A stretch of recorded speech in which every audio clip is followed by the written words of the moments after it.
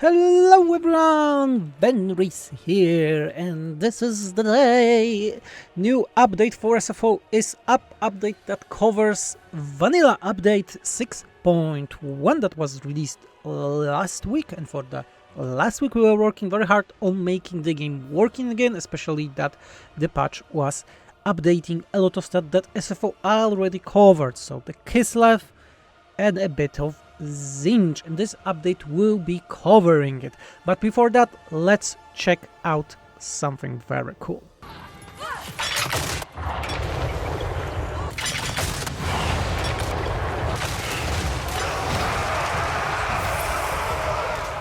So yes, as you can see, we have a new unit for Kislev that is called Urgan Cannons, and is a new low-tier artillery unit that is on tier 3 barracks, so you can get it quite fast and quite cheap for Kislev, all the Kislev sub-factions and the factions.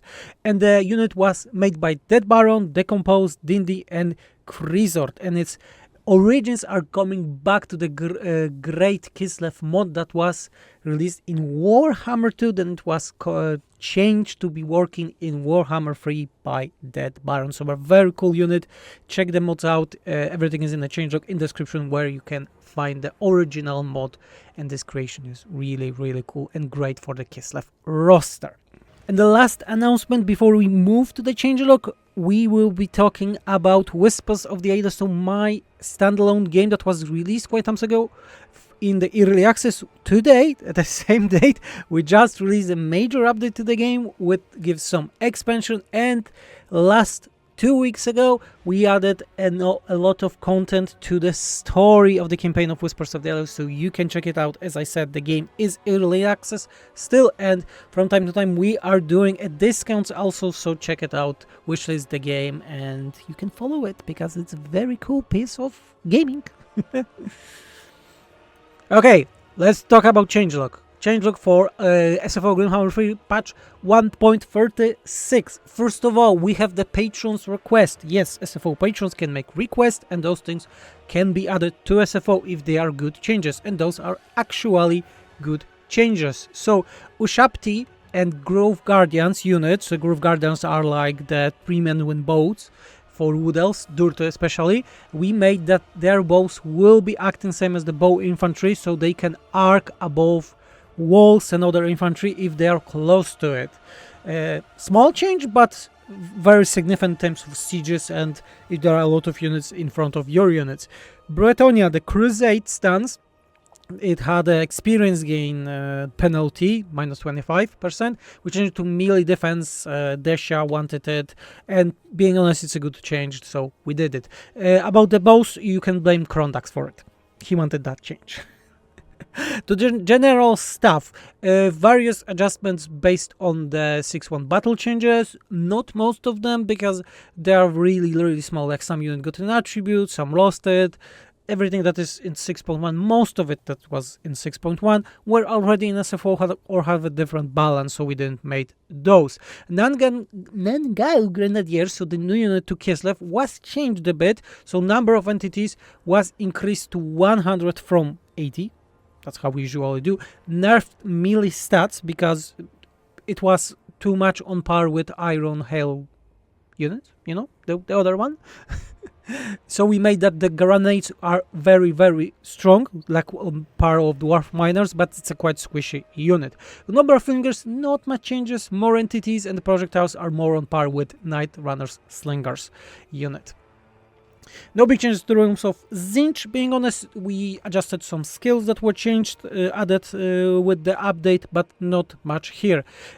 First Unholy Manifestation was changed a bit. Previously it was giving Winds of Magic faction, but Zinj doesn't have problem with Winds of Magic, so we made that the construction time is lower when you have this active, so yet again Zinj is faster because of manipulation of time.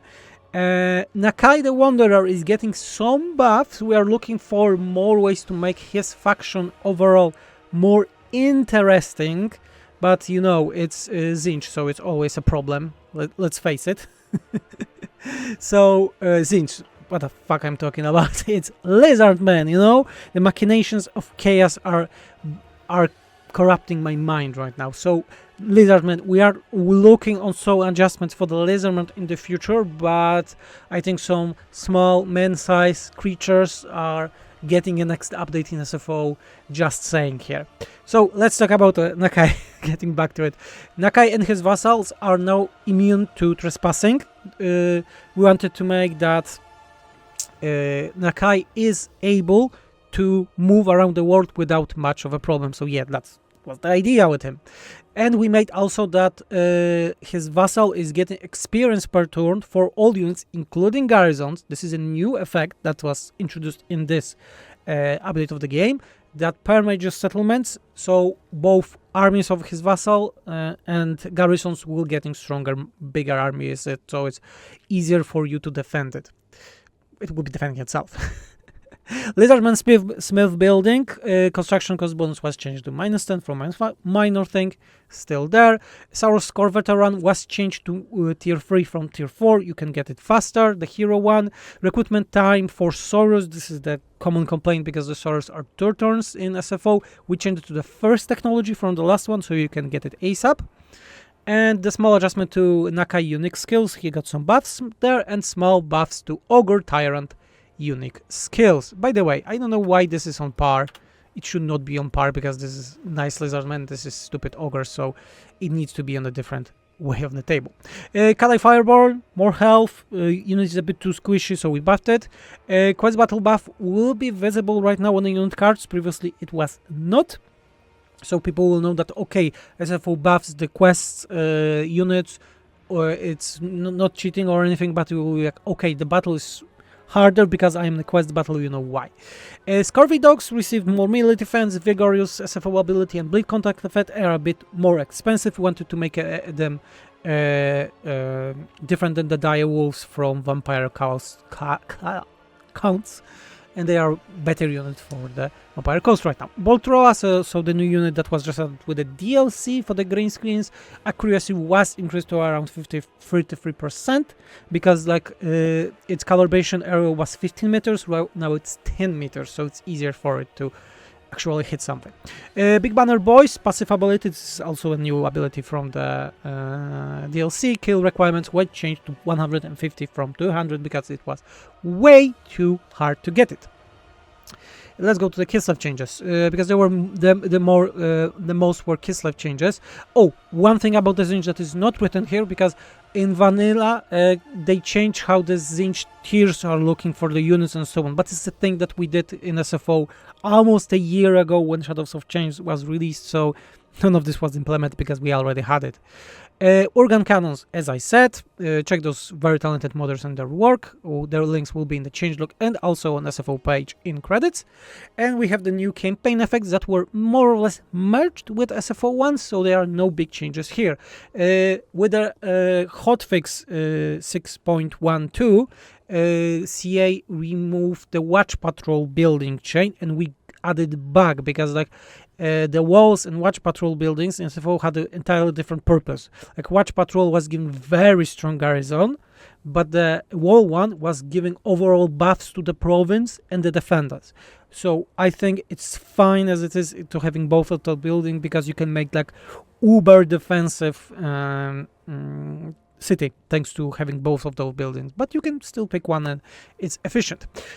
All invocations, those new that use devotion that you can attach to the armies, were rebalanced a bit because like in SFO we also had those rebalanced, and all of them have army abilities right now, and they are equally good both for the army outside of battle and in the battles. Yes, control changes, so the thing that SFO does for every faction, that every faction have different control stuff, were changed here a bit because they made that a Kislev using devotion, and this devotion is like a resource right now, so we made that some of the SFO stuff were also merged there, so having a low control is still penalized by building in combat, not more, let's call it.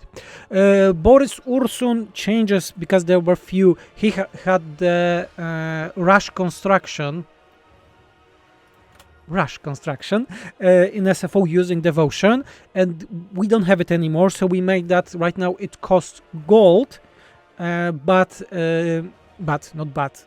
thanks to it, we made that also every settlement that you have in the chaos climate will be reducing this cost. So let's say normally if building is like 10 turns, you can use this rush construction to lower it by using 5,000 gold, but more climate settlements in chaos climate you have, lower it cost will be, so easier thing. His skills received some buffs, and they are both buffing the Ice Court and Orthodoxy, so those new mechanics that we have here.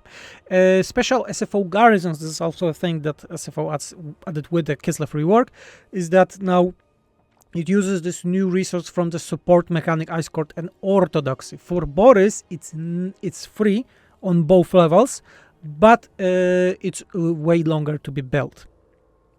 Still, a very cool building to have. Small rebalances to Ice Court and Orthodoxy effect. There was example with the Corsairs recruitment one. It was like, I think was +5. We just made it to plus 100% more experience gain and small stuff like that. The supply ones now is giving experience to the garrisons. Again, we just used the new effect, and so on. There were various changes to the technologies also. For example, Ashkina ambushers were having only range and speed bonuses. They got the reload time. There were some small buffs to the Corsairs, especially to the Empire technology envoys on the right side. It was terrible. The effects were very neglectable. And we just buffed them. Of course, the research time was also increased for all of them because, as you know, SFO adds a lot of technology bonuses.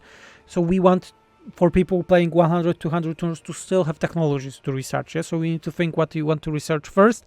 Because right now, Kislev and Vanilla, in my calculation, I think without any bonuses, it was 160 turns. So more or less around turn 80 or 100, you can have the whole technology tree just by doing anything, building buildings, constructing buildings with the technology bonuses and so on. So it's way too fast. But it's a normal thing with SFO, yeah? So it's not that Kislev was just nerfed heavily, it's just normal. Okay, we have the new skills. Katarina got the new skills, we had the new skills for boyars, atamans. We already had new skills for those characters, so we just need to rebalance and merge some of the SFO changes, so this everything is nicely working. We have a new, also a new nice passive ability. It's called Permafrost Ward. It was just giving plus 10 reflection, and we made it like it's giving 15 reflection, but requires 50 winds of magic or more to have. It's more thematic for both Iceguard and Katarina to have it like that. Brazier Mace of Ursun, this is a passive for Konstantin, is got touch damage reflection added, so a very cool thing. We also have some bugs fixes. Some managerial capture stats fixed, exalted hero skills fixed, not working SFO items back fixed, various big fixes to unit sets because the last DLC added and we missed some of those when doing the bigger update. Dampen contact effect properly removes magical attacks from enemies. Both of the old ones, the very requested thing, is actually hitting enemies properly right now because it was missing a lot of its shots, and it will be actually hitting nicely right now. Ushapti projectiles will do full damage to structures as intended because it was 10% only previously. And Nurgle Forsaken not appearing in recruitment building for Festus was also fixed.